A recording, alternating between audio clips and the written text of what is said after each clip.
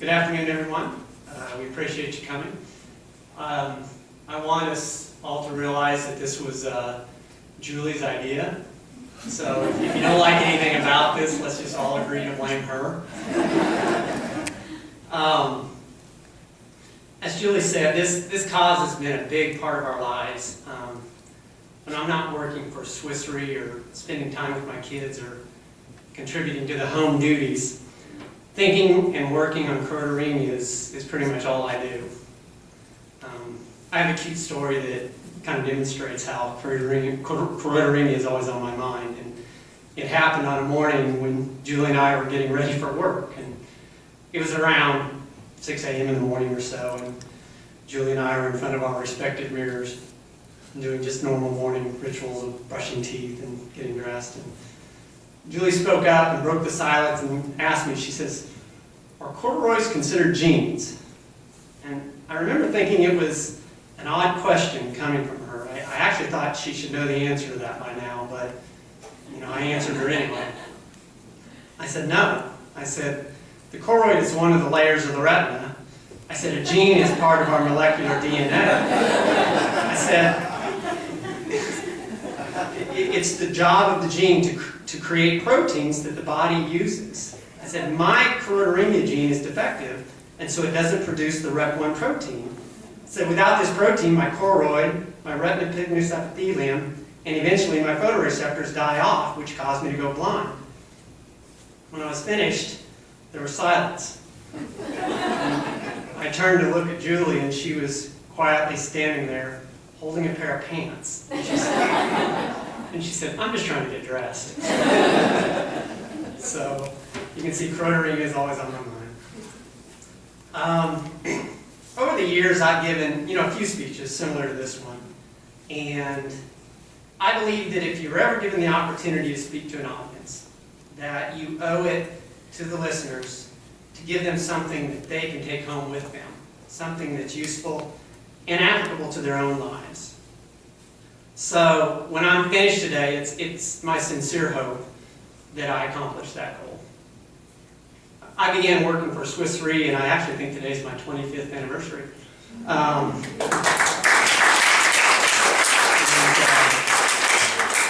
It was ERC then, and I began in August of 1989. I'm not sure the exact day, but I think it might be today. And I was 23. I was hired as an actuarial student by Joe Levin, and I remember Joe once describing me to someone as being like a bulldog. When I tell people that today, I always add to Joe's comparison by saying that Joe meant that when I sink my teeth into something, I never let go until that task is accomplished. But to be honest, I don't remember Joe actually saying that last part, which means he might have been referring to my intellect as being comparable to a bulldog. Which was kind of being supported by my slow rate of passing actuarial exams. So I think I'll stick with the former version for my own self-esteem. All kidding aside, that I feel that in my life I've at least demonstrated a few traits of that teeth-sinking bulldog. I grew up in a poor family and had to pay my own way through college by working several part-time jobs while getting a bachelor's and a master's in mathematics. My college years weren't fun, they were just busy. When I began working for ERC, even though I was working some fairly long hours, I was studying for actuarial exams, and if that wasn't enough, I even took on teaching a calculus class at a local junior college in my evenings. I felt a bit of relief, and maybe it was just self-fulfillment when I started working, because it was like I made it. I was on my way to my new life, and it was looking good. Well, I met Julie not long after, and it was during these next few months, as Julie and I were getting to know each other, that I started to realize something was not quite right with my eyes. I'd always had night blindness, but now I was bumping into things in the daytime, things that seemed like they were directly in front of me. After visiting several eye specialists, I finally found one who was able to give me a diagnosis. And he looked at me and he said, "You have an extremely rare genetic disorder called choroideremia. It's referred to as CHM.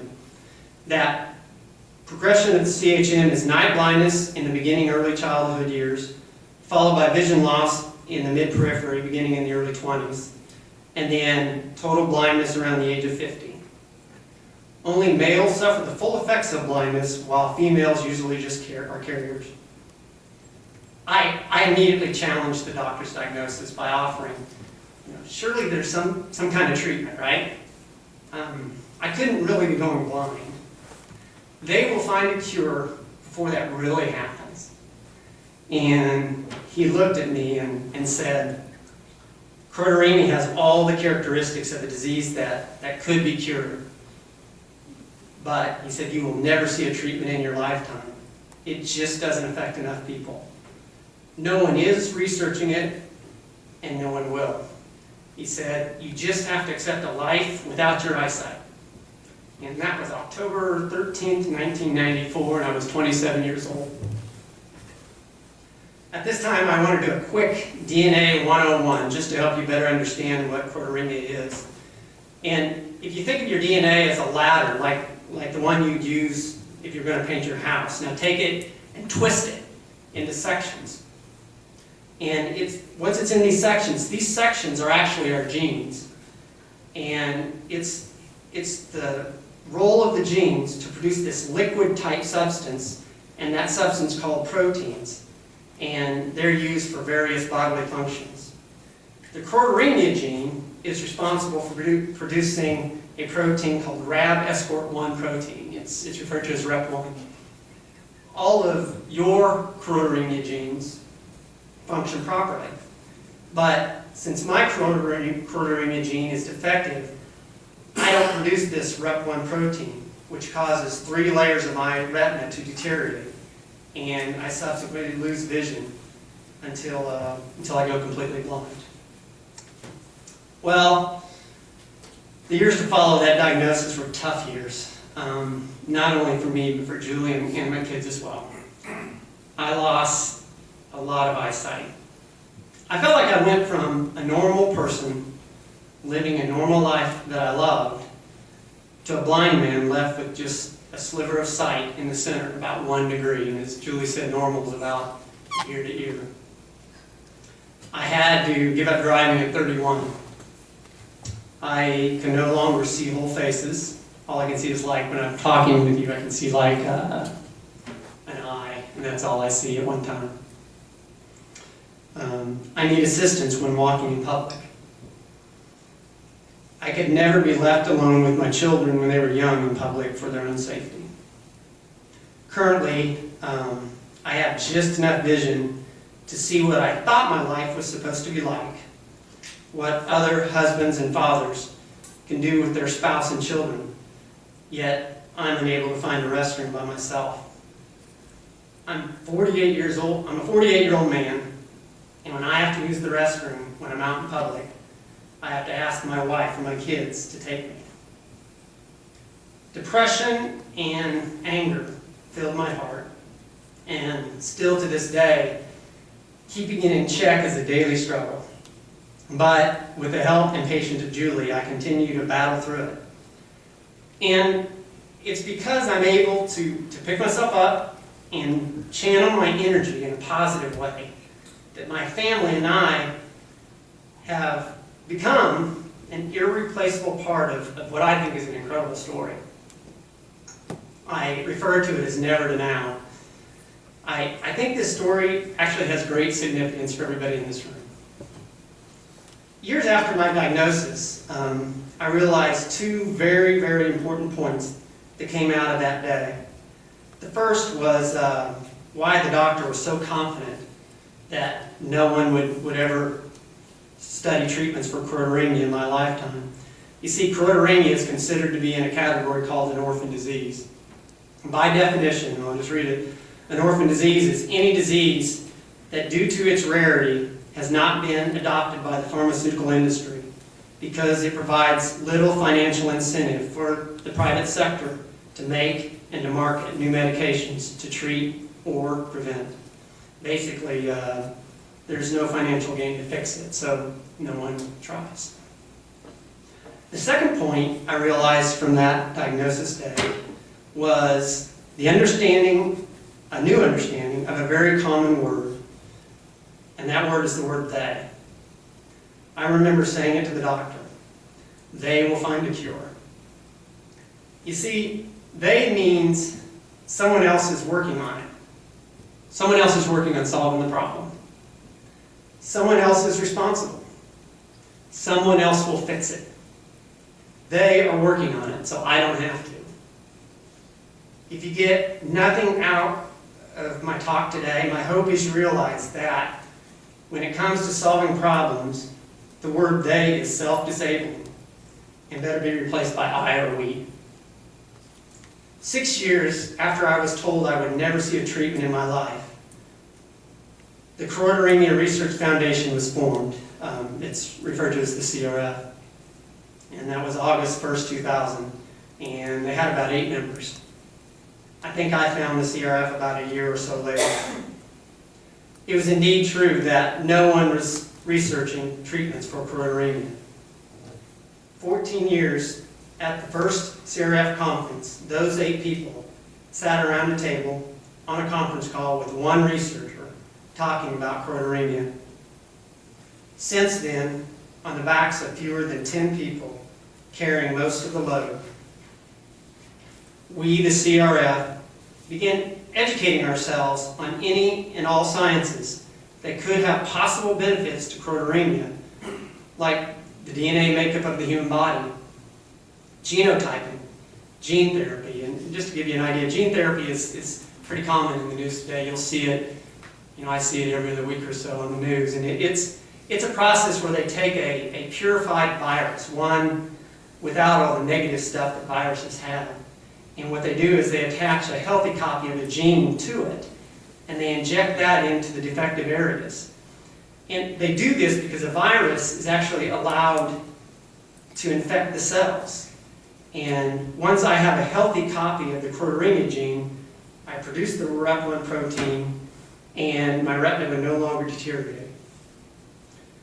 We, the CRF, have also educated ourselves on a process called cell editing capabilities, such as a process called CRISPRs, and that's being studied out of Duke University. And this is a process where they can edit a gene with pinpoint accuracy. It's like being able to take and edit a single letter out of an entire set of encyclopedias with exact precision, with little if no chance of error. We, the CRF, we learned new methods of stem cell therapies that hold with it the potential to retrieve lost vision by growing the deteriorated parts of the eye. And I want to make it clear that because of the morality issues surrounding embryonic stem cells, I really don't know if that's really used at all anymore. It might be. But there's a process now known as induced pluripotent stem cells, and it's where they develop cells that have all the traits of an embryonic stem cells, but they're actually derived from your blood and your skin. It's taken us about 15, 20 years to get to that point, but that's what they use now. We, the CRF, we also learned regulations of the FDA and their various expedited programs like fast track, breakthrough therapies, priority review, and accelerated approval. We did this all in hopes of speeding up the drug to get to market. We began growing our financial base by having fundraisers like wine tastings and dinners, garage sales and pancake breakfasts, gift wrappings and running events, and company-sponsored Jeans Days like the one this Thursday for choroideremia. I myself went on a 5-year marathon campaign where I ran 6 marathons and over 11,000 miles of training, and I've raised to date approximately $170,000. When I run, I can only see like bobbing heads in front of me and nothing else. But I run alone, and I run hard, and I run fast. And I do this all trying to bring more enthusiasm to the cause in hopes of garnishing more public support. All these efforts put the Choroideremia Research Foundation in a position to seek out and fund studies that were not being funded by anyone else in the world at that time. In drastic contrast to that first CRF conference with one doctor on the phone, just this past June, CRF hosted the United States' first ever Choroideremia Symposium, where we flew in 30 researchers from all over the world, where for 2.5 days they discussed various aspects of choroideremia treatments. Back in 2003, the CRF began funding and continued to fund a researcher at the Imperial College of London by the name of Dr. Miguel Seabra. That funding got him started and enabled him to continue his work on the choroideremia mouse model. It was that very mouse model that was used in the first ever choroideremia gene therapy clinical trials at Oxford University that started in 2011. These trials were announced on a worldwide scale this past February. The Oxford trials would not have happened without the CRF funding. The CRF was also the very first investment to begin human trial enabling preclinical studies for Dr. Gene Bennett at the University of Pennsylvania. On January 12, 2010, the CRF Executive Committee met at UPenn, where they sat across the table from Dr. Bennett and agreed to commit $250,000 to begin those preclinical studies.